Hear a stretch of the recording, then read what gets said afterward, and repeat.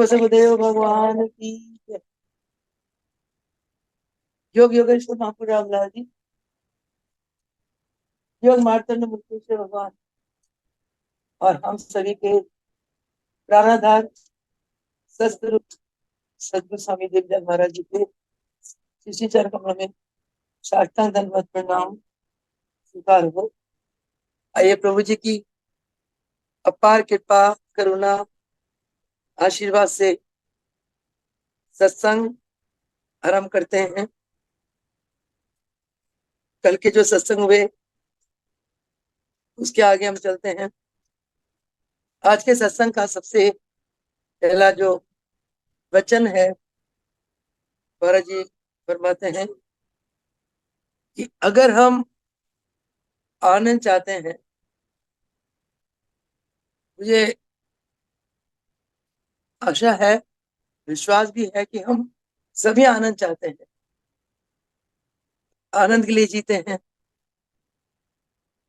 पर ये आनंद हमें मिले कहाँ, कहाँ खोजे? संसार में अगर खोजने जाते हैं, संसार का आनंद तो बहुत ही टेम्पररी है, क्षण भंगुर है। थोड़ी देर के लिए संसार का आनंद मिलता है, फिर वो समाप्त हो जाता है, फिर हम दुखी होते हैं। वो कौन सा आनंद है जो स्थायी आनंद है? 4-5 साल से सत्संग सुनते सुनते आपको इतना तो अनुभूति हो ही गई है, इतना तो ज्ञान हो ही गया है, वो आनंद हमारे आत्मा में है जो चिरस्थायी है। वो आत्मा कहाँ है? सभी मानव के घट में है। किस रूप में है वो आत्मा? एक चिन्मय दिव्य शक्ति के रूप में प्रत्येक मानव के घट में वह आत्मा विराजमान है। वह आत्मा क्या है?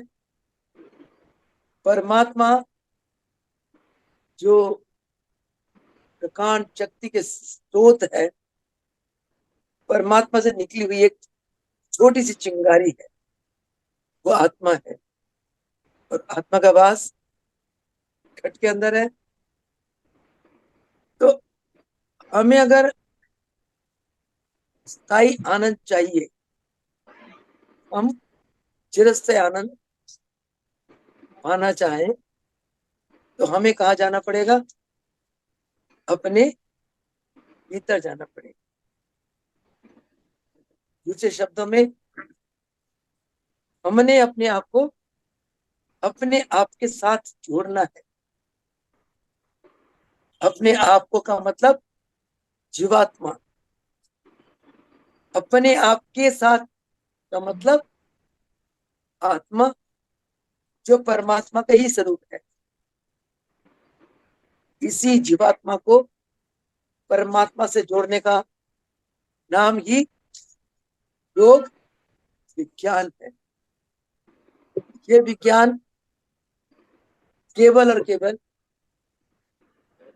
योगी गुरु के शरण में आकर उनसे साधना सीखकर ही हम इस योग ज्ञान को, योग विद्या को प्राप्त कर सकते हैं। महाराज जी फरमाते हैं कि अपनी चित्त की वृत्तियों को हमेशा अंतर्मुखी करो, अंदर जाओ।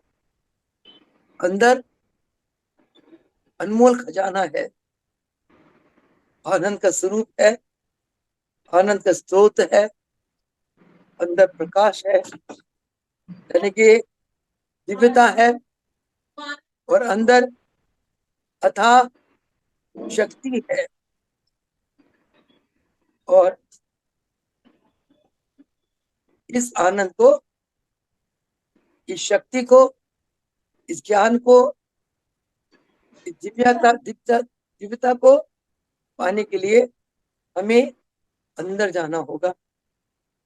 और अंदर जाने के लिए महाराज जी ने हमें क्या सिखाया? प्राणायाम की शिक्षा दी। प्राणायाम सिखाया कि प्राणायाम का मतलब प्राणों के आने जाने को, श्वास के आने जाने को संयमित करना। श्वास ही हमारा जीवन का आधार है। श्वास के बिना हम जी नहीं सकते। इस श्वास के गति को नियमित करना ही प्राणायाम है। जब हम श्वास की गति को नियमित कर लेते हैं तो हमारा मन स्वयं में स्थिर हो जाता है। मन अपने आप ही प्राणों में रमने लगता है। शास्त्रों ने कहा, यत्र मन लियते तत्र प्राण लियते, यत्र प्राणः लियते तत्र मन लियते। जहां मन और प्राण एक दूसरे में लय हो जाते हैं, तब हमें एक चित्त की स्थिर आनंदमय अवस्था की प्राप्ति होती है। उसी को ही योग युक्त अवस्था कहते हैं। योग अवस्था। योगी हर पल इस योग अवस्था में रहते हैं। हर पल वो अपने मन को प्राणों में, प्राण को मन में लय करे रखते हैं। उसके लिए ये बहुत सुंदर साधन गुरुदेव ने सिखलाया। डीप ब्रीदिंग करो, गहरी लंबी श्वास करो, यथाशक्ति रोको और गहरी लंबी श्वास निकालो। प्रत्येक श्वास में ईश्वर का नाम लो, गुरु मंत्र का जाप करो। तब आप गुरुदेव की उस ईश्वरीय पावर को अपने प्राणों में अनुभव करोगे। जब हम अपने आप को अपने आप के साथ जोड़े बिना दूसरों के साथ जोड़ लेते हैं, हमारा मन क्लेशित हो जाता है, मन अशांत हो जाता है। इसीलिए योगी लोग अपने लक्ष्य में रहते हैं, अपने लक्ष्य को देखते हैं।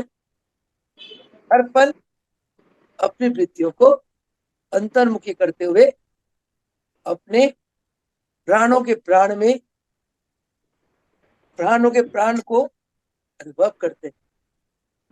हमारे प्राणों के प्राण कौन है? हमारे ईश्वर शक्ति के मालिक सदगुरु देव। तभी कहा है, एक को साध लो, एक ईश्वर, एक इष्ट, एक गुरु, एक पति, एक प्रियतम, एक को साध। जब एक को साधोगे तो एक की शक्ति आपको प्राप्त होगी, आपका मनोबल बढ़ेगा, आपका आत्मबल बढ़ेगा और उस एक को आप सबके अंदर अनुभव करोगे। उस एक की दिव्यता को आप सबके अंदर पाओगे। इसी का नाम है समदृष्टि। योगी दृष्टि सम होती है, क्योंकि योगी अपने चित्त को अपने आत्मा में स्थित रखते हैं। उस एक आत्मा के साथ योगी जुड़े रहते हैं और उस एकत्व को प्राप्त करके उस एक को सबके अंदर, सबको उस एक के अंदर पाते हैं। इसी का नाम योग है। एक आत्मा को सबके अंदर देखना, सभी आत्माओं को एक के अंदर पाना, ये योग की उच्चतम अवस्था है। योगी इस अवस्था के मालिक होते हैं। कोई मुश्किल नहीं है, इतना आसान है जितना आसान आपको एक गिलास पानी पीने को नहीं लगता है। आपको कोई पानी का गिलास दे दे, आप पीते हो, बहुत आसान है, कोई मुश्किल नहीं है। ऐसे ये जो अवस्था है, इसको प्राप्त करना इतना आसान। केवल केवल सदगुरुदेव की कृपा चाहिए, आपके अंतरात्मा की लगन चाहिए और आपका अंतक प्रयास चाहिए। महाराज जी फरमाते हैं कि जो हृदय के अंदर आनंद को खोज लेता है, फिर उसे बाहर खोजने की कोई जरूरत नहीं। एक कवि ने कहा, काहे रे बन खोजन जाए, प्रभु तो है रे घट घट वासी, क्यों ना उसमें समाए। बाहर कुछ नहीं है, सब कुछ, सारा खजाना अंदर है। ये खजाना कब मिलता है? जब हम श्वास प्रश्वास में उस भगवान के नाम रूपी अनमोल धन को जाप करते हैं। श्वासों को, श्वासों का खजाना बड़ा अनमोल है। जिस श्वास में परमात्मा का नाम रटा रहता है, वो श्वास अनमोल है। जो श्वास ईश्वर के नाम के बिना चलता है, वो श्वास व्यर्थ है। अब हम और आप विचारे, हम कितने श्वास को अनमोल बनाते हैं, के श्वास को, श्वासों में हम कितने श्वास हम व्यर्थ गवाते हैं। हमने हर पल अपने आप के बारे में स्वयं को विचार करना, तो उसके लिए एकांत शांत स्थान पर बैठकर हमें शांत भाव से चिंतन करना होगा, मनन करना। इसीलिए योगी लोग रात को भगवान से प्रीत लगाते हैं। योगी लोग रात को सोते हैं। योगी रात दिन में सुप्त अवस्था में रहते हैं, क्योंकि संसार के उथल पुथल से योगी बहुत हटके रहते हैं। दिन में भोगी लोग जागते हैं, कर्म करते हैं, और योगी सुप्त अवस्था में रहते हैं।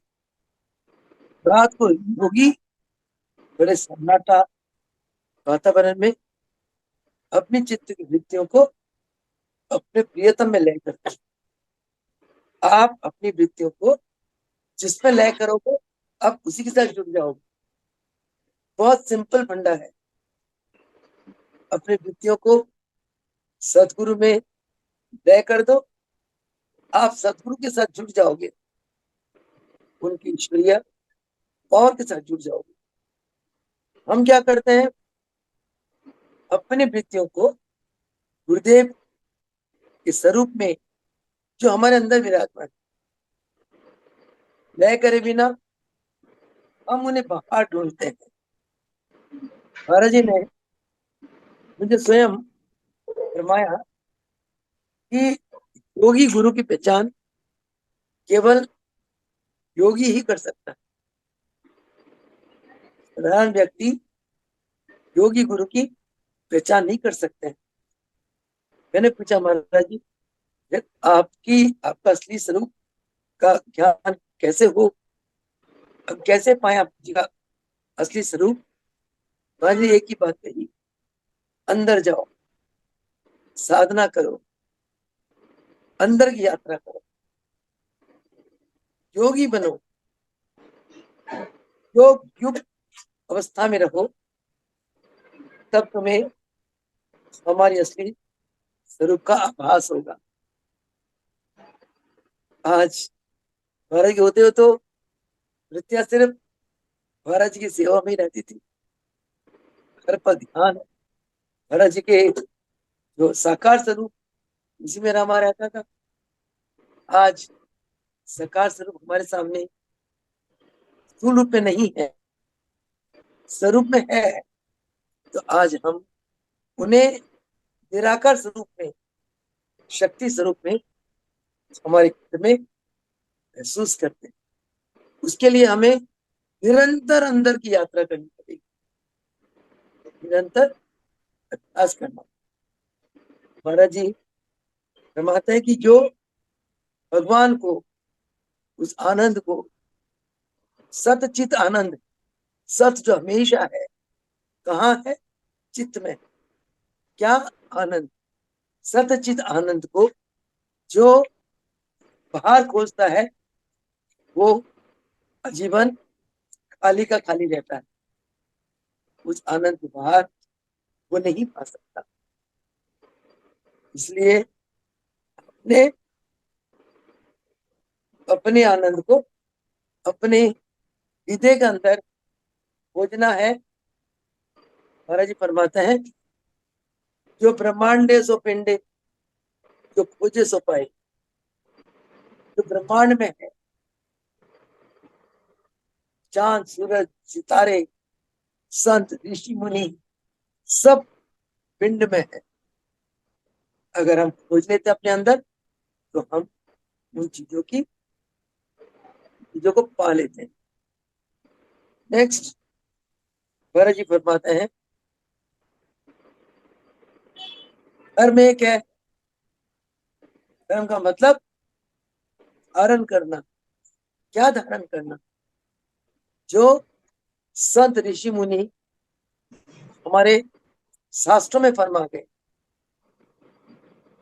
जिनकी अनुभूतियां हमारे धर्म ग्रंथों में है, जिन अनुभूतियों को हमें धारण करना है अपने जीवन को दिव्य, प्रकाशमान, उज्जवल, सफलतापूर्ण बनाने के लिए। वो धर्म एक है। जो अनेक धर्मों को पकड़ता है वो संसार समुद्र से पार नहीं पा सकता, पार नहीं उतर सकता। धर्म एक है, सत्य एक है। कहते हैं ईश्वर सत्य है, सत्य ही शिव है, शिव ही परम आनंद स्वरूप है। ये परमात्मा को सतचित आनंद कहा गया। सत्य एक है। वो क्या सत्य है?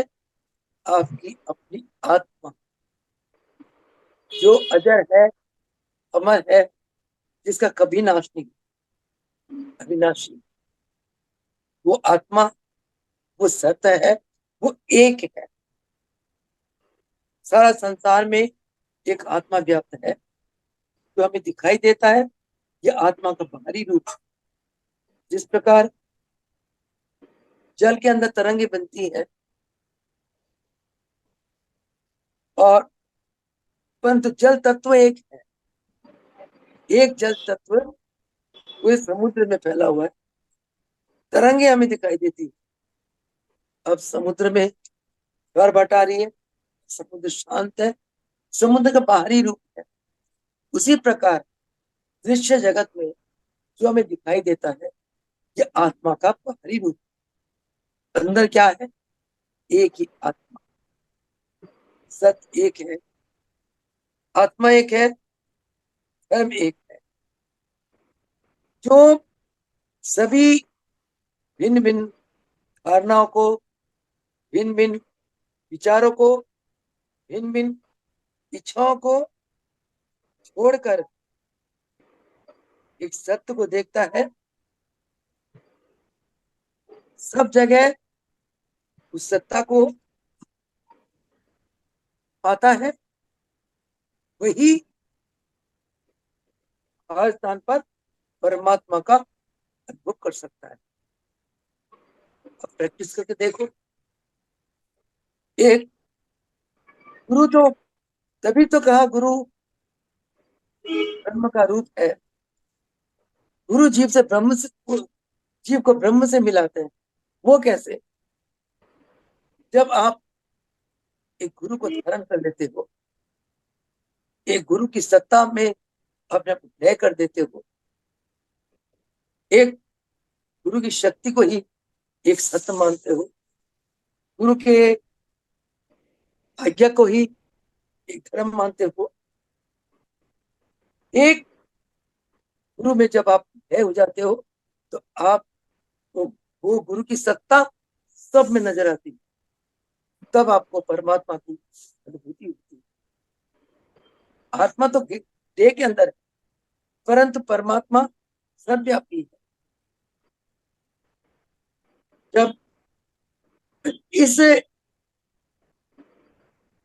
एक को एक से मिलाना, एक को एक में लय करना, यही तो योग।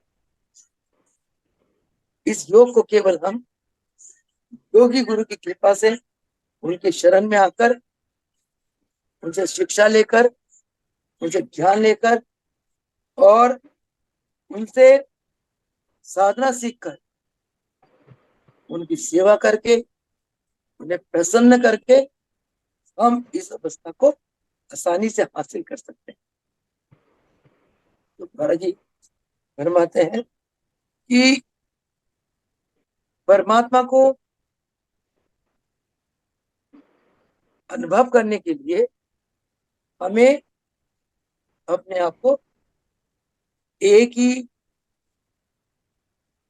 धर्म से जोड़ना है, एक ही सत्य से जोड़ना है और सब इच्छाओं धारणा को त्याग करके सब में उस एक सत्य को देखना है, तभी हम परमात्मा का अनुभव कर सकते हैं। क्योंकि परमात्मा विशाल है, विश्वव्यापी। इस प्रकार सतगुरु के चरण शरण आकर उनकी कृपा से, इसको योग की उच्चतम अवस्था कहते हैं, हम इस योग की उच्चतम अवस्था को प्राप्त कर सकते। अगला महाराज जी वचन ज्ञान फरमाते हैं कि जैसा जैसी दृष्टि वैसी सृष्टि। अगर आपका मन इतना जब मैला हो, आपको चारों तरफ मैल ही मैल नजर आता है।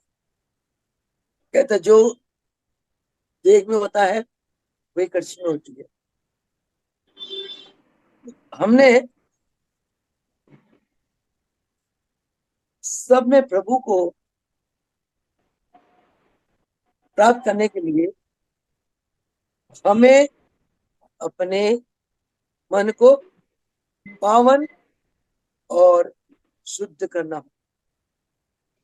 परमात्मा केवल शुद्ध हृदय वालों को ही दर्शन देते हैं। अशुद्ध मन से हम परमात्मा को पा नहीं सकते। अशुद्ध मन कौन से होते हैं?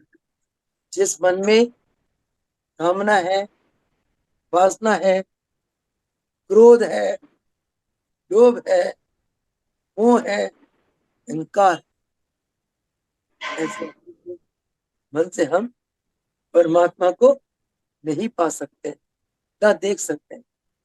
परमात्मा को पाने के लिए हमारा अंतःकरण, हमारा मन अत्यंत शुद्ध होना है। वो कैसे? शुद्ध का मतलब क्या है? मन वचन कर्म से हमें एक होना है। जो मन में है, आपको पता है मेरे मन में क्या है? जो मन में है हमने वही कहना है। रघुकुल ये रीत चली आई, प्राण जाए और वचन ना जाए, ऐसे होना है कि हम जो विचार में, जो मन में है, वही हम कथनी में लाए। जो कथनी में लाते हैं वही हमें कर्म में लाना चाहिए। इसको कहते हैं मन की शुद्धता। और हम अपनी चेहरा किसी मन रूपी दर्पण में देख सकते हैं कि हमारी चेहरा जैसे शीशे में हम अपना रूप देखते हैं, अगर शीशा जितना साफ हाई क्वालिटी का होता है उतना हमारे रूम हमें सुंदर नजर आते हैं।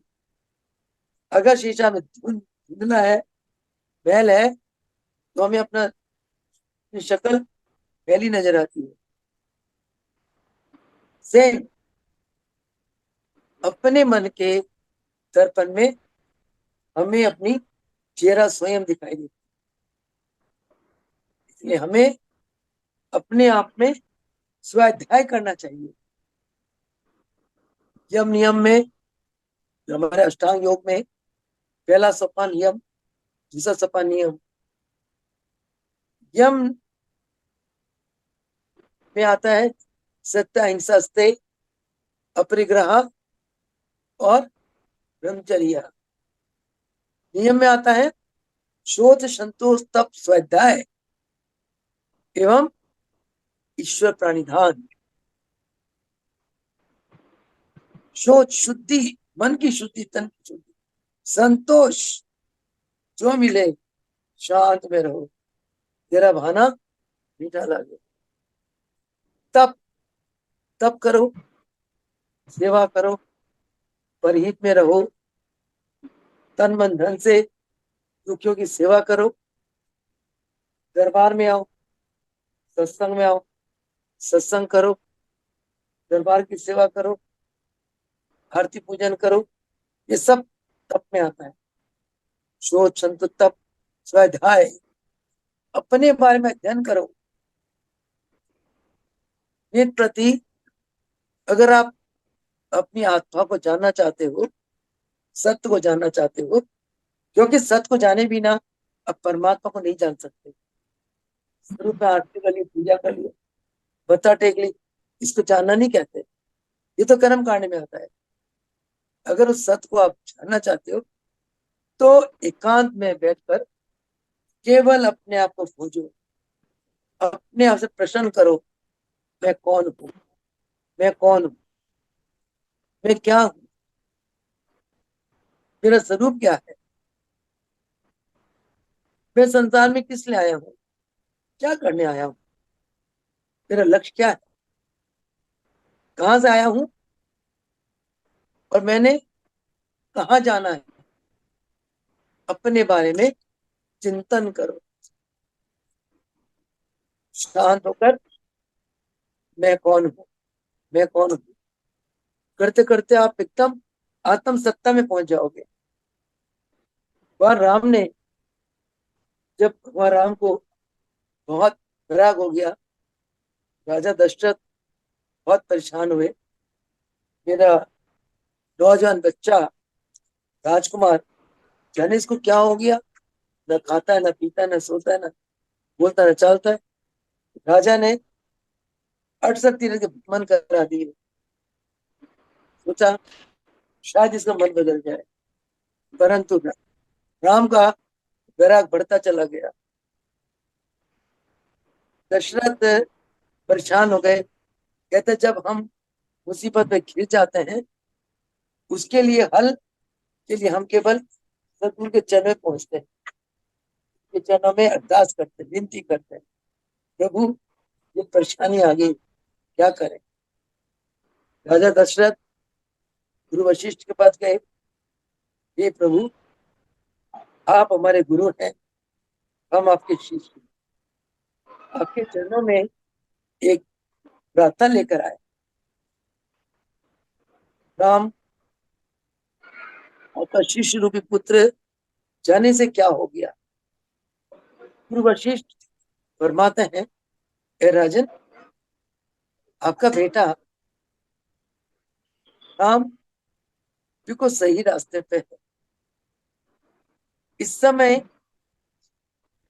इसके अंदर की ज्योत को जगाने के लिए गुरु की परम आवश्यकता है। मैं गुरु हूँ, राम शिष्य है, मेरे पास आएगा, आया है, इसका निश्चित रूप से आत्म कल्याण। इस समय इसको ज्ञान की आवश्यकता है, इसको शक्तिपात की आवश्यकता है। भगवान ने, गुरुदेव ने राम से पूछा, राम गुरु दक्षिणा में क्या देना चाहते थे। प्रभु जो आप कहते, राजपाट दे दो, दे दिया। प्रजा दे दो, दे दिया। धन दे दो, दे दिया। सोने जवाहरात ऐश्वर्य सब दे दो, दे दिया। मन दे दो, दे दिया। बस अब तुम विचारो कि तुम्हारा क्या है, तुम्हारा क्या है, तुम कौन, इसको विचारो। राम ने विचारा कि मेरा क्या क्या मेरा है। राजपाट मेरा था, गुरु को दे दिया। ऐश्वर्य सोना जवाहरात जितने थे सब गुरु को दे दिया। तन मेरा था, सब दे दिया। राजपाट प्रजा सब दे दिया। मन मेरा था, ये भी दे दिया गुरु को। पेपर आई क्या, कुछ भी नहीं रहा। राम शून्य में चले गए। शून्य में जाते ही उन्हें शून्य में आत्म ज्ञान, वो ज्ञान आपने प्राप्त करना। शून्य में जाकर अपने आप बिल्कुल विचारों से खाली करके शून्य में स्थित हो जाओ। आपके अंदर आनंद की लहरें दौड़ने लगी। उस लहरों में आपको परमात्मा की अनुभूति होगी। ऐसा स्वाद है गूंगे की गुड़ के समान। गूंगा गुड़ खा के स्वाद को बता नहीं सकता। अभ्यासी को यही आनंद मिलता है, बता नहीं सकता। आनंद पीता है। और राम को जब ध्यान हो गया, राम आत्मनिष्ठ हो गए, ब्रह्मनिष्ठ हो गए। समाधि लग गई राम की। तब जब देखा गुरु वशिष्ठ ने, राम अब राम नहीं रहे, दशरथ राजा के पुत्र नहीं रहे, ये तो आत्म अवस्था के मालिक बने। तब गुरुदेव ने फरमाया, राम मैं तुम्हें प्रणाम करता हूँ। भगवान बन गए वो।